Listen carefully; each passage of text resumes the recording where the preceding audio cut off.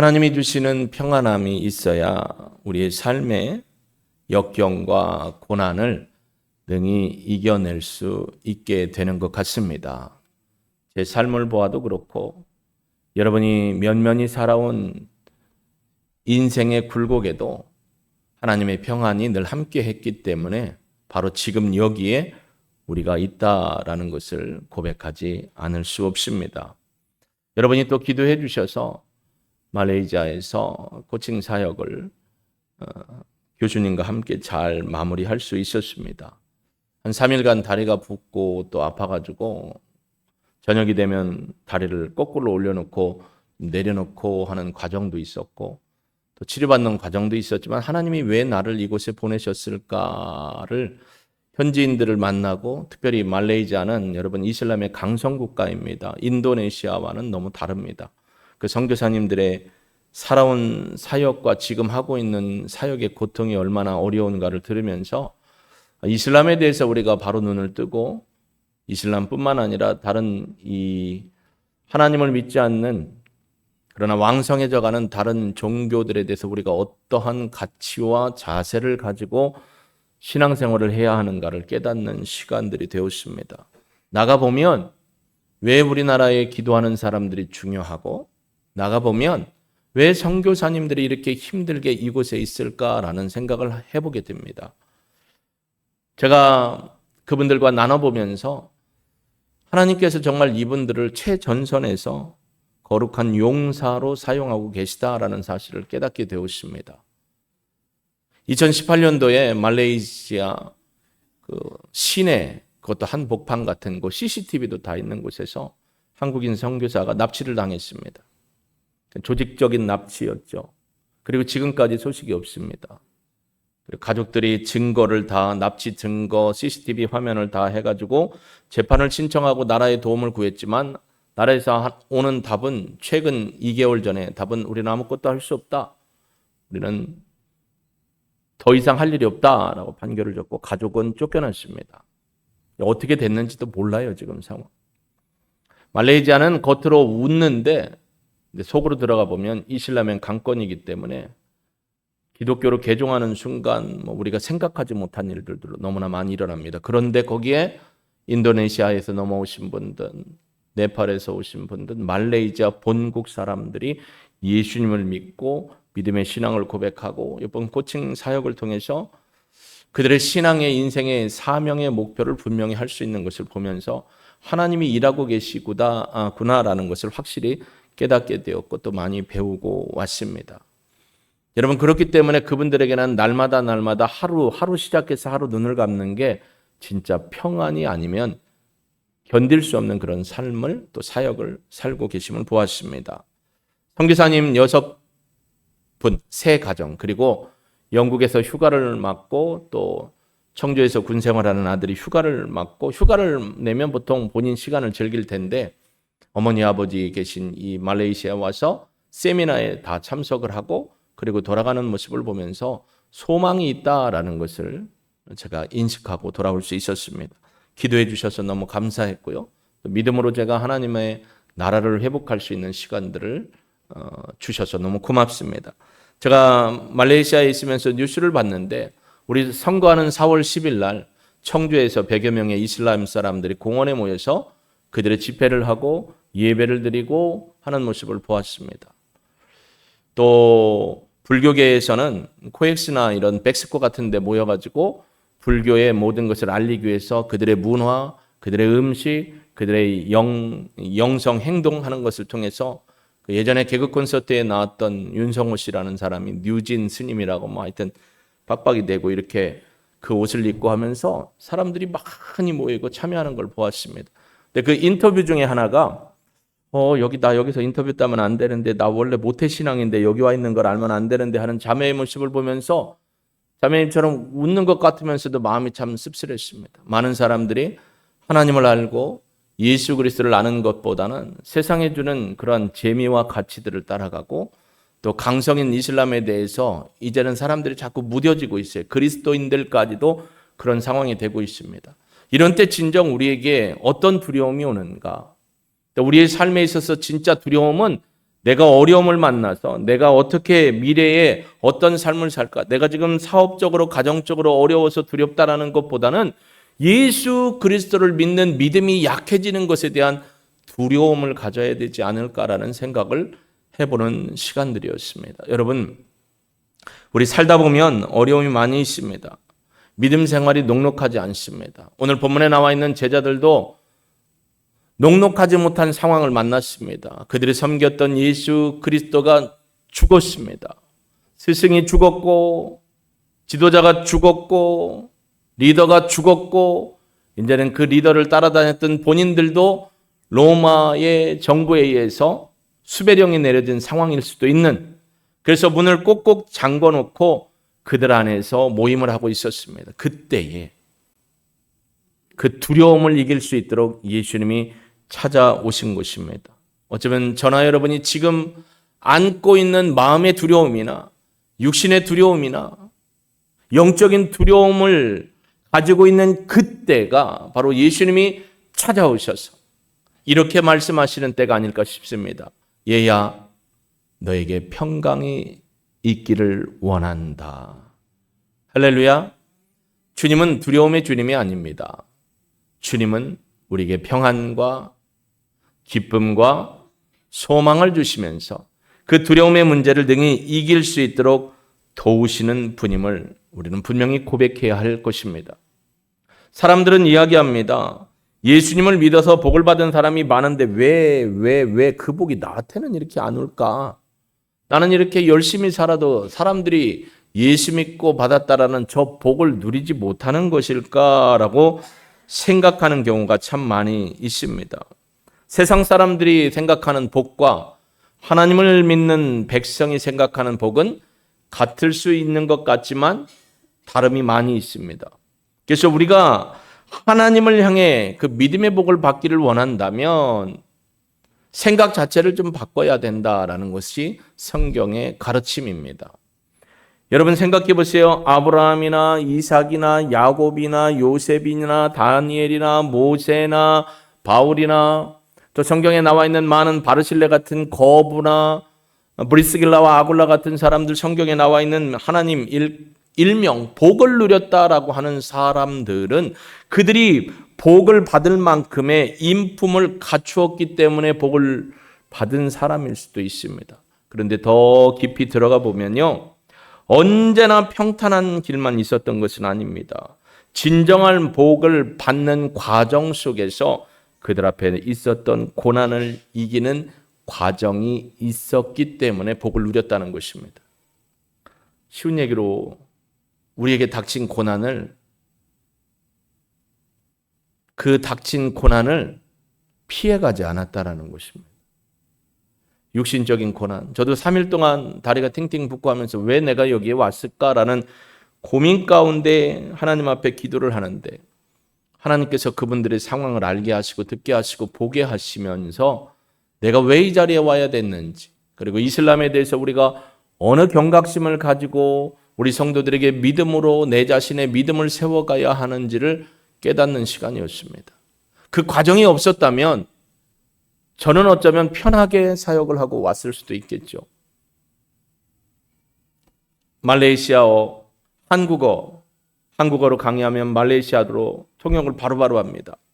근데 듀얼 시스템이 있어서 말레이시아 PPT가 뜨고 우리 한국말 PPT가 뜹니다. 그래서 이 두 가지를 동시에 봅니다. 그분들은요, 중학교나 간신히 나왔거나 고등학교 졸업한 분이 몇 명 정도가 전부 학력이었어요. 그러나 눈동자나 그 세미나에 참여하는 자세만큼은 하나님께 집중하는 모습을 보면서 제가 또 도전을 받았습니다. 여러분, 언제 잡힐지 몰라요. 그 교회에도 경찰이 몇 번 와서 예배드리는 걸 앉아서 감시를 했다라는 거예요. 사실 십자가를 달거나 교회 마크를 달고 예배드리는 건 우리를 쫓아내십시오라는 상황하고 똑같다라는 거예요. 언제나 예의주시를 하는 거예요. 그래서 마음에 안 들면 다 잡아가고 쫓아내는 그런 상황이 있는. 그럼에도 불구하고 계속해서 예배를 인도하고 또 불려다니고 하면서도 그 사역을 포기하지 않고 이번에 사람을 키우는 일이 교회의 가장 중요한 일이다라는 걸 깨닫고 요하네스라는 현지인 목회자가 그의 위에 되는 스승되는 목사님을 통해서 말레이시아에서 처음으로 지역교회에서 코칭 사역을 하게 된 것입니다. 두려움이 있었겠죠. 근데 그들의 얼굴을 보니까 두려움이 하나도 없어요. 평안한 얼굴이에요. 기쁨의 얼굴이에요. 무엇이 그들에게 평안함과 기쁨을 주었을까? 바로 주님의 이러한 음성을 들었기 때문이 아닐까? 얘야, 너에게 평강이 있을지어다. 이 평강이라는 말은 에이레네라는 말입니다. 주변에 어떤 어려운 여건, 뒤집어지는 상황이 있어도 주님께 초점을 맞췄기 때문에 흔들림이 없는 마음의 굳건한 안정감이 평안함입니다. 제자들은요, 두려웠습니다. 언제 잡혀갈지 몰라요. 선교사님들도 마찬가지더라고요. 언제 잡혀갈지 모르는 상황. 늘 지켜보는 경찰이 있어요.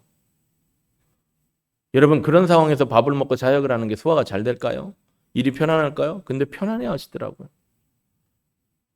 왜 그러십니까? 언제나 주님이 우리와 함께 하셨고 지금까지 함께 하셨고 어떤 상황이 벌어져도 우리는 하나님이 평안함으로 지켜주실 것을 믿기 때문입니다. 라고 선교사님이 고백하는 소리에 참 도전을 받고 눈물이 났습니다. 여러분, 이 평안함은요, 예수님을 만날 때 가능합니다. 이런 평안함은요, 우리로 하여금 예수님을 경험하고 예수님의 말씀을 통해서 믿음의 실현을 이루고 주님이 우리와 함께 한다는 사실을 통해서 고난을 이기면서 얻게 되는 평안함입니다. 혹시 여러분이 지금 겪고 있는 육신의 질고나 관계의 아픔이나 또 복음으로 말미암아 고난을 받고 있다면 기뻐하십시오. 주님이 이 고난을 피하지 않고 능히 통과하게 하셔서 여러분으로 하여금 하나님이 주시는 평안을 누리게 하실 줄로 믿습니다. 오늘 보면 36절에 이 말을 할 때 이 말이라는 게 뭐냐면 제자들이요, 마리아를 통해서 예수님이 부활하셨다는 소리를 듣고 베드로도 사도 요한도 가서 무덤을 확인했습니다. 그리고 돌아왔습니다.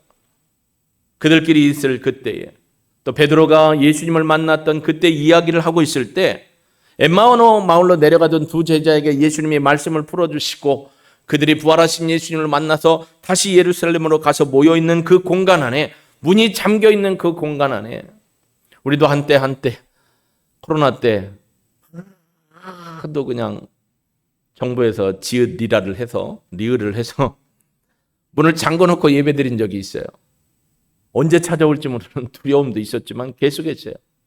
이분들도 두려웠던 거예요. 누가 똑똑똑똑 문 열어라 하면 잡혀가는 거예요. 낙심이 있었습니다. 3년 넘게 쫓아다녔던 스승이 죽었습니다.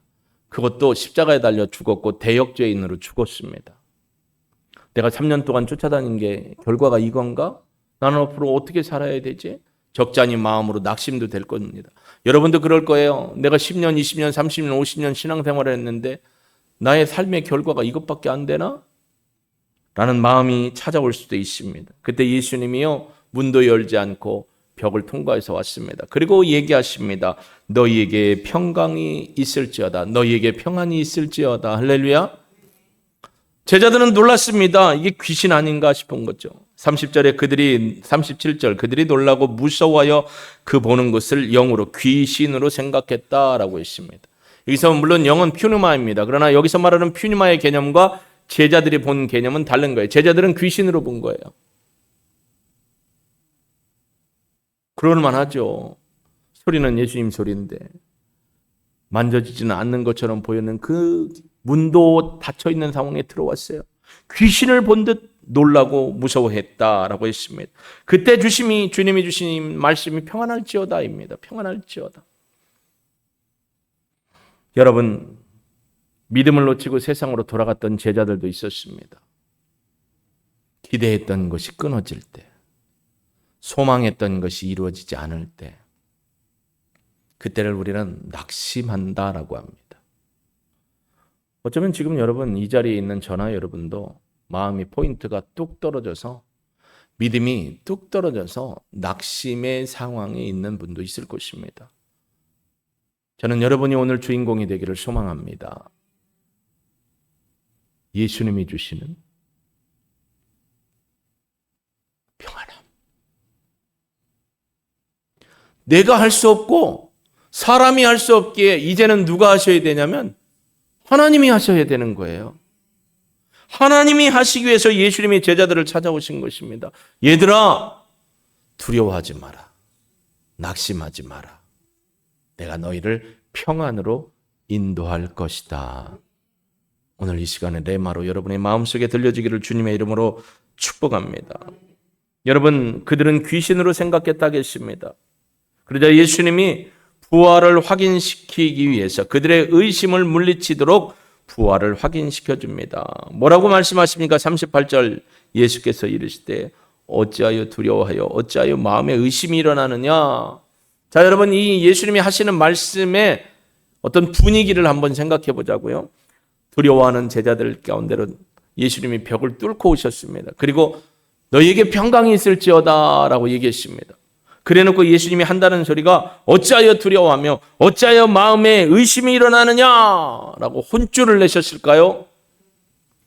아니면 얘야, 어찌하여 이렇게 의심을 하고 두려워하고 있어? 평안할지어다.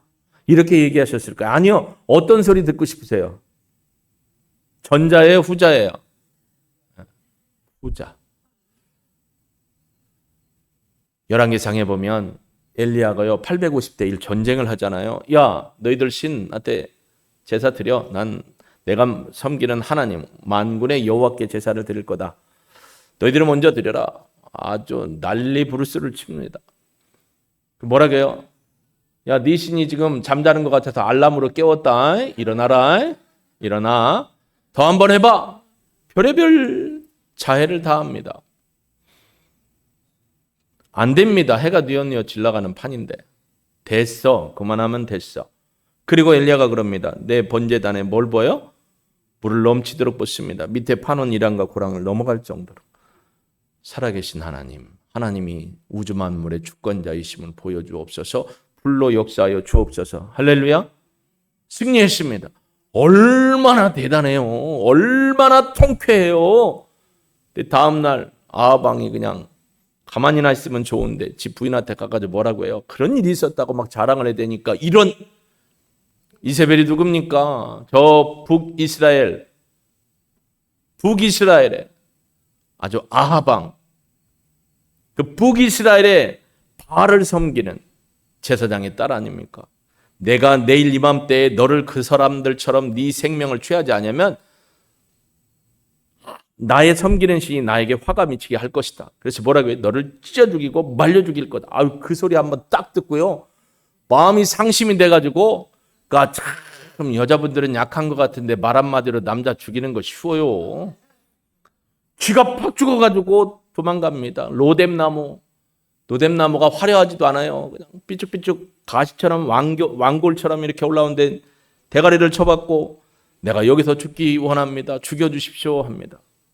근데 주의 천사를 보내서 하나님 뭐라, 야 이놈의 새끼야, 네가 왜 여기서 이러고 있어? 정신 못 차려, 빨리 일어나 라고 한 게 아니고요. 어떤 마음이 듣고 싶다고요? 얘야, 네가 왜 여기 있어? 왜 이렇게 지쳐 있어?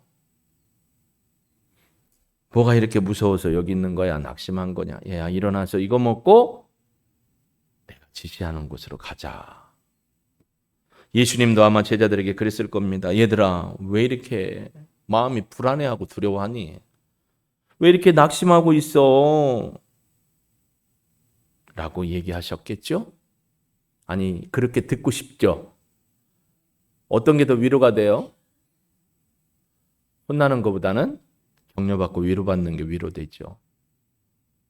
예수님이 그 말씀을 하십니다. 그래도 제자들은요, 못 믿어요. 그래서 예수님이 보여주신 게 뭐예요? 39절 한번 같이 읽어볼까요? 같이 읽습니다. 내 손과 발을 보고 나인 줄 알라. 나를 또 만져보라. 영은 살과 뼈가 없을 때 너희 보는 바와 같이 나는 있느니라. 예수님이 뭘 보여주셔요? 손과 발을 보여주셔서 왜 보여주신 거예요? 만져보라고? 뭘 보라는 거예요? 십자가에 못 박인 손과 발을 보라는 거예요. 누구라는 걸 확인하라는 거예요? 예수님이라는 걸 확인하라는 거. 증거를 보여주십니다. 만져봐. 제자들이 그 못 박힌 손과 발을 봤을 때 어떤 마음이었을까요? 내 주님이시구나. 내 죄로 말미암아 예수님을 십자가에 못 박았는데 주님이 살아나셨구나. 얼마나 기쁘겠습니까? 여러분, 예수님 부활하셨습니다. 어제도 여러분이 기도할 때 누구의 이름으로 기도하셨냐면 부활하신 예수님의 이름으로 기도하신 거예요. 예수님은 살아나셨죠. 제자들은요, 귀신으로 봤어요. 그러니까 예수님이 보여주는 거예요. 만져보라는 거예요. 귀신은 뭐가 없어요? 살도 없고 뼈도 없습니다. 예수님 뭐라는 거예요? 만져봐라. 그리고 그 구멍난 손목과 발을 보고 내가 누구인지를 확인해 보아라 라고 말씀을 해 주신 것입니다. 여러분, 제자들은 부활을 몰라요. 왜요? 한 번도 못 봤어요. 그러니까 어떤 모습으로 어떤 상황으로 일어나는 건지 모르는 게 당연할 수 있어요. 말레이시아에서 가장 황금 같은 과일이 뭐냐면 뭘까요? 모르죠. 잘 안 먹어봤으니까. 근데 보기에는 거칠거칠하고 그걸 딱 까면 모양은 이렇게 그래요. 망고 비슷한 것 같은데 이걸 내보면 코가 벌써 느껴요. 뭐죠? 두리안. 그 냄새가 그래요. 근데 이 냄새 나는 게 먹으면 다른 어떤 과일이 쫓아오지 못할 그런 맛이 난다는 거예요. 근데 이걸 호텔로 갖고 가면 안 돼요. 호텔에서는 금지.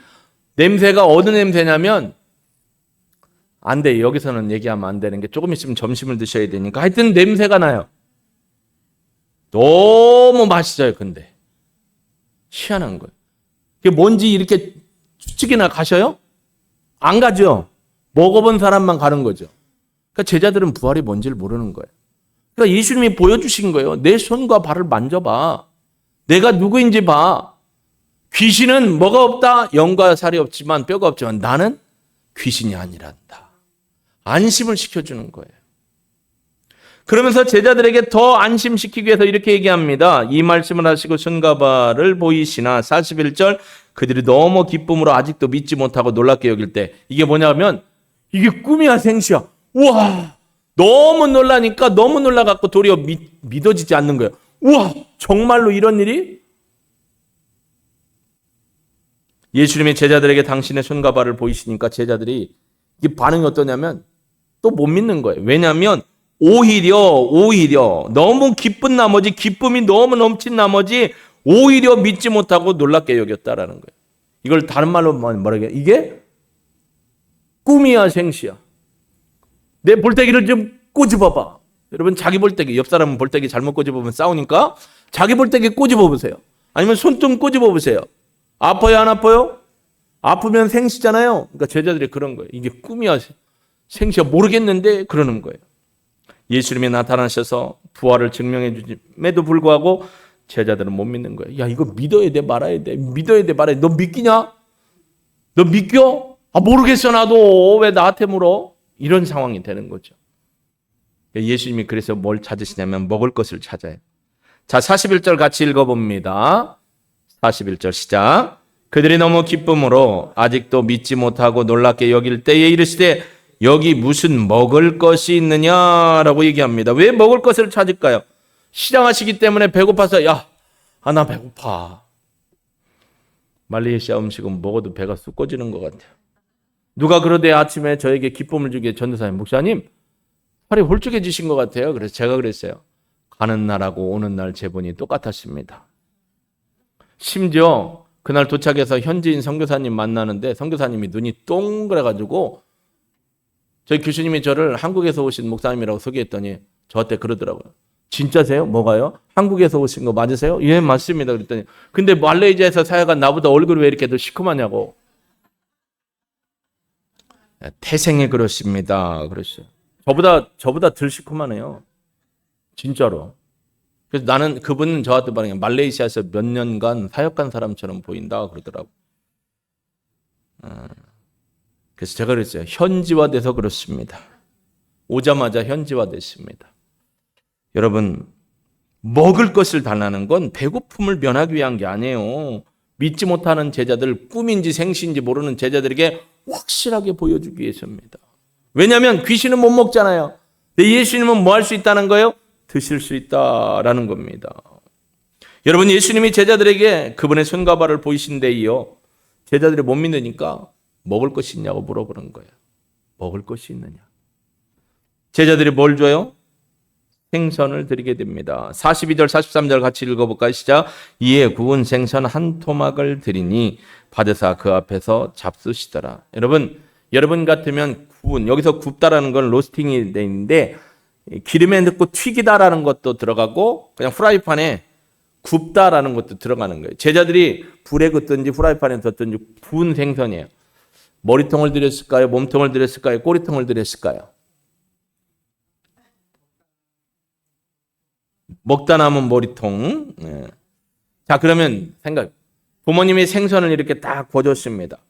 그럼 이제 생선을 또박또박 내잖아요. 여러분의 부모님은 여러분에게 뭘 주시죠?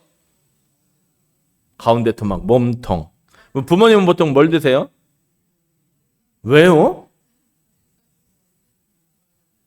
엄마는 원래부터 머리통이 좋아. 어두일미라고 했어. 저도 머리통 좋아합니다. 생선 머리에 발라먹을 게 너무 많아요. 사실 볼살과 눈깔 사탕도 있고 볼살도 있고 안에 파면 요 목덜미 쪽에 있는 살도 그게 쫄깃쫄깃하거든요. 우리 집에는 머리통은 제가 먹습니다. 생선에 킬러가 있는 그분도 머리통은 안 건드려요. 할머니 밑에서 걷기 때문에 좋은 것만 먹여서 바닷가에서 몸통만 손이 가요. 예수님이 머리통 드신 게 중요해요? 몸통 드신 게 중요해요? 꼬리통 드신 게 중요해요? 아니요. 생선 드신 게 중요한 거예요. 예수님이 생선을 달라가시고 드셨습니다. 이제는 제자들이 확실하게 믿을 수 있는 거예요. 생선을 받아 드신 게 배고파서가 아니에요. 여러분, 음식을 함께 나눈다는 건 친밀함이에요. 선교사님들과 함께 현지 음식을 먹으면서도 친밀함으로 대화가 오가요. 마음속에 있는 이야기를 함께 나눌 수 있어요. 제자들에게도 두려움을 쫓아내십니다. 그들 마음속에 예수님, 정말 저는 예수님 죽고 끝나는 줄 알았어요. 속마음이 나올 수도 있으면 그랬구나, 그럴 수도 있지. 근데 내가 예전에 얘기했었잖니, 내가 살아난다고. 그러니까 자, 만져봐. 내가 누구인지 알겠지? 두려워하지 마. 그리고 44절부터 49절까지 예수님이 제자들에게 사명 이야기를 해주십니다. 말씀을 통해서요, 그들에게 이제 무엇을 해야 하는지를 말씀해 주시는 겁니다. 수행할 사명 얘기를 합니다. 성경을 통해 깨닫게 합니다.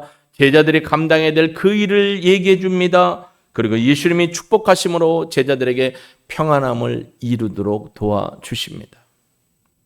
그럼 몸이 아파서 이대로 죽으면 어떻게 하지? 라는 두려움이 있는 분도 있을 거예요. 평생 내가 이걸 알면 어떻게 돼? 저도 3일 동안 그런 마음이 있었어요. 이번에 비행기 타면서 처음으로 터뷸런스를 2번 경험했어요. 말레이시아 가는데 기장이 막 얘기하는 거예요. 승무원들 앉고 승객들을 앉는 건 기본이고 승무원도 빨리 앉아라. 벨팅 해라. 10분 동안 터뷸런스가 있는 거예요. 터뷸런스. 비행기가 막 흔들리고 뚝딱 떨어졌다 올라왔다 막 그러는 거예요. 10분. 여러분 다 강성해요. 하긴 목사 설교 30분도 걷더니 듣는데 뭐 그 10분 정도야. 뭐 흔들리고 하니까 주여 소리가 막 나오는 거예요. 주님, 여기서 내가 죽는 게 끝입니까? 10분 지났어요. 이제 괜찮았어요. 1시간 후에 또 왔어요. 그때 한 7분 정도가 또 터뷸런스가 온 거예요. 막 흔들려요.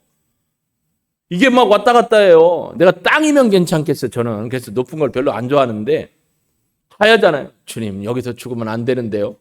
내 생명부터 하나님 앞에 기도하더라고요. 근데 주님이 뭐라겠냐면 너 여기서 죽으면 사역 못해. 그냥 가. 이런 마음이었어요. 3일 동안 사역 마치면 다리가 붓고 아팠는데, 허리가 아팠는데 이렇게 평생 아프면 어떡하지? 근데 하나님이 걱정하지 마. 너 아직 할 사역이 남아있어. 라고 위로해 주셔서 잘 버텼습니다. 지금 여기 버티고 있는 분 참 많아요. 얼굴은 웃지만 몸이 힘들고 마음이 힘들고 영혼이 힘든 분 많아요. 지금 병원에 입원해 계신 우리 권사님도 그렇고, 시술을 받은 장로님도 그렇고, 감기 몸살로 힘들어서 영상으로 예배드리는 여러분도 그렇고, 하나님이 버틸 힘을 주십니다. 그리고 이렇게 지금 말씀하십니다. 평안해라. 평안할지어다. 내가 너를 평안함으로 두려움을 제해해 줄 것이다. 여러분, 이 소리를 들을 수 있길 주님의 이름으로 축복합니다. 우리의 인생은 그냥 끝나지 않습니다. 왜냐하면 하나님이 각자에게 사명을 주셨기 때문이죠. 그 사명이 있는 한 하나님이 절대로 우리를 포기하지 않습니다. 여러분, 각자에게 주신 사명이 다 달라요. 우리는 한 교회 공동체입니다. 우리는 성도 중에 저는 말씀을 티칭하고 양육하고 가르치는 자로 부름을 받았을 뿐입니다. 여러분은 어떤 직분자로 부름을 받았고 어떤 재능을 통해 은사를 통해 하나님 앞에 공동체를 세워가는 팀워크를 이루는 사람들입니다. 팀워크가 깨지면 승리할 수 없습니다.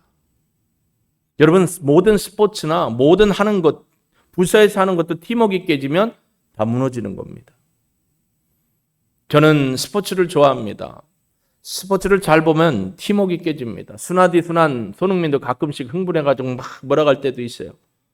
제대로 팀워크, 자기 위치에서 해야 할 일을 못하기 때문에 그런 것입니다. 교회도 마찬가지입니다. 건강한 팀워크를 이루려면 개인도 건강해야 돼요. 그리고 연합해서 함께하는 게 건강해야 합니다. 이 팀워크를 이루지 못하면 사단은 그 틈을 노려서 우리를 무너지게 합니다. NFL을 보면 미식 축구를 보면 참 재미있습니다. 이 쿼터백이나 사이드에 있는 친구들이나 또 앞에서 딱 권장해서 수비를 막는 공격을 막는 수비수나 각자의 위치를 다 하는 것을 보게 됩니다. 그리고 사인을 주는 경우도 있습니다. 저는 이 NFL을 가끔 보면요, 수비수가 나중에 가서 볼을 받아갖고 터치다운 하는 것도 봐요. 이게 사인이 미리 맞았기 때문입니다. 방심한 상대에게 쿼터백을 통해서 막 터치다운을 할 수 있게끔 하는 과정으로 생각하고 있는데 어느 순간 수비수가 터치백 자리에 가가지고 받아가지고 터치다운을 하는 거예요. 그러니까 전략의 변화죠. 그러나 전략의 변화가 있어도 사인과 함께 팀워크를 이루었기 때문에 그 일을 해낼 수 있는 것입니다. 교회도 팀워크가 중요합니다. 그렇기 때문에 두려움과 공포는 하나님이 주시는 게 아닙니다. 믿음의 소망으로 우리의 팀워크를 이루어가야 합니다. 교회가 건강해야 합니다. 그러려면 저도 건강해야 되고 여러분도 건강해야 됩니다. 마음의 두려움과 공포는 하나님이 주시는 게 아닙니다. 육신의 질고도 하나님이 주시는 게 아닙니다. 주님이 이렇게 말씀하십니다. 평안할지어다. 왜냐하면 주님이 우리와 함께 하시면요, 두려움을 제거해 주십니다. 힘을 주십니다. 소망을 주시고 주님을 바라볼 수 있는 믿음을 주십니다. 두려움이 없다라는 게 아니에요. 공포감이 없다라는 게 아니라고요. 그 공포와 두려움 속에서도 주님은 우리를 그 평안한 자리로 늘 함께 인도해 주시고 이끌어 주신다라는 것이 있기 때문에 우리가 그 두려움과 공포를 능히 이길 수가 있는 것입니다. 미래에 대한 불확실성 때문에 지금 현재를 두려워하지 마십시오. 이기시자고요. 능히 일어날 힘을 주님이 주실 줄로 믿습니다. 당당하시자고요. 주님이 부활하신 걸 어떻게 알 수 있죠? 자, 부활하신 주님 만져보신 분, 그럼 어떻게 주님이 부활하신 걸 알 수 있죠? 예, 성경 말씀에 있으니까. 더 중요한 게 있어요. 여러분 매일매일의 삶 속에서 여러분이 주님이 부활하신 걸 고백하고 있어요. 뭐라고 고백하시죠? 예수님을 나의 주 나의 하나님으로 고백해요. 성령이 아니고는 예수님을 주라 고백할 수 없다고 성경은 우리에게 분명히 여러분이 말씀하신 성경이 말씀하고 있습니다. 그러면 성령을 통해서 주님이라고 고백한 것이 왜 예수님이 부활했다는 것을 믿는 것이냐? 자, 하나님께서 죽은 예수님을 살리셨어요. 그 예수님이 이 땅에서 제자들에게 사역을 다 배분해 주셨어요. 그리고 오르셨어요. 그리고 오르시고 누구를 보내주셨어요? 하나님의 뜻에 맞게 성령을 보내주셨어요. 성령을 보내주심으로 성령을 받은 우리가 예수님을 뭐라고 부른다고요? 주님이라고 고백하는 거예요. 예수님이 부활하지 않았으면 성령이 다시 또 다른 보혜사인 성령이 이 땅에 오시지 않은 거죠.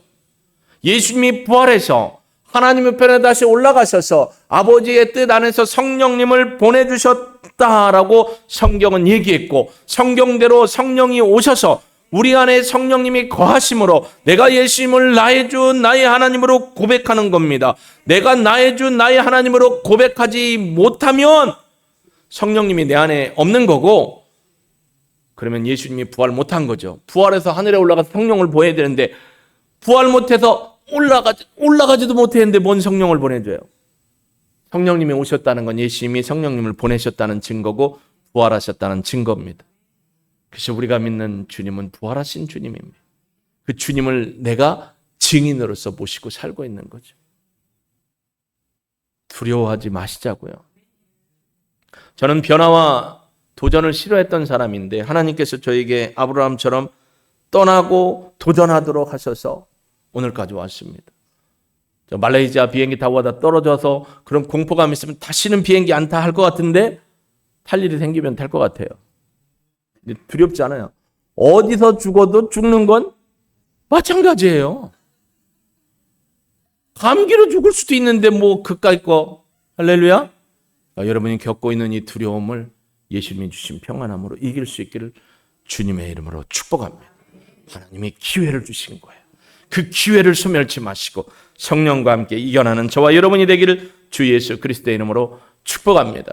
주님은 우리에게 평안함을 주셨습니다. 우리 이 찬양 고백하고 예 주님, 주님이 우리에게 주신 평안함으로 이 땅에서 겪는 두려움과 공포를 능히 이기고 주님과 함께하는 믿음의 삶을 살아내겠습니다. 지금 나의 육신, 영, 마음 고통이 있고 힘든데 이것 때문에 넘어지지 않기를 원합니다. 이것을 능히 이겨내고 주님이 주시는 평안함으로 사명을 감당하는 기쁨과 누림의 삶을 살기 원합니다. 함께 기도하는 시간 갖겠습니다.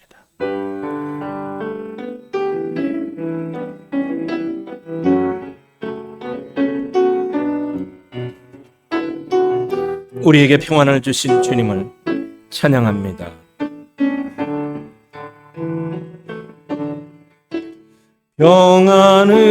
평안을 너에게 주노라. 세상이 줄 수 없는, 세상이 알 수도 없는 평안,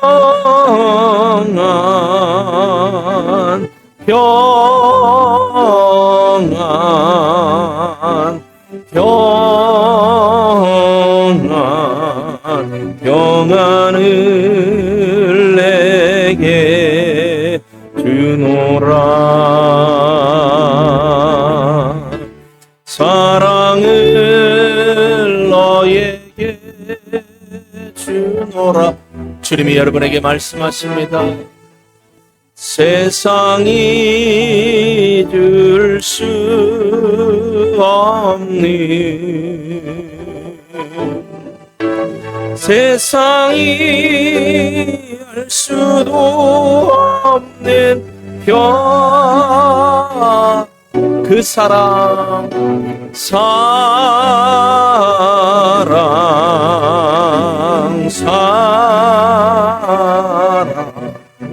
사랑을 내게 주노. 우리 함께 결단에게도 하나님 앞에 올립니다. 예 주님, 두려움이 있습니다. 제 안에도 두려움이 있고 어쩌면 우리 성도님들의 마음속에도 두려움이 있습니다. 이렇게 가다가는 끝이 아닌가, 이렇게 살다가는 아무것도 할 수 없는 것은 아닌가. 사단은 우리를 자꾸 조종하고 두려움으로 공포로 몰아넣고 하나님의 말씀을 믿지 못하도록 방해합니다. 그러나 주님은 분명히 말씀하셨습니다. 너에게 평강이 있을지어다. 주님이 함께 하신다는 것입니다. 주님이 능히 이기게 하신다는 것입니다.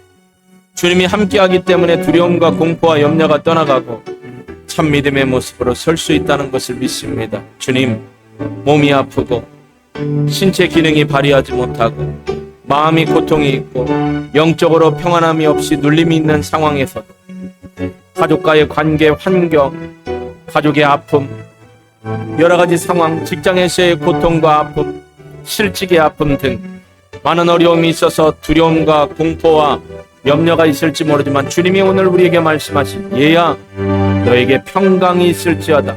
내가 너를 평안함으로 평강으로 인도하리라 라는 말씀을 듣는 믿음의 귀를 열게 하시고 그 믿음의 말씀 앞에 아멘하고 두려움을 떨치고 주님과 동행하는 믿음의 삶을 살기를 원합니다. 한 주간의 삶 속에서도 우리를 힘들게 하는 모든 공포와 두려움을 예수의 이름으로 이기고 능히 승리하는 삶 살고 찬양하고 결단하고 고백하는 삶을 살기를 원하오니 성령님 한 분 한 분을 도우시고 특별히 시술, 입원, 감기, 수술, 어려움, 낙심, 항암 이 어려움 속에 있는 우리 성도들 직업을 잃어 아픔 중에 있고 어디로 가야 할지 몰라 계속 길을 묻고 있는 우리 성도들을 하나님의 권능의 손으로 그 빛으로 인도하여 주실 줄로 믿습니다.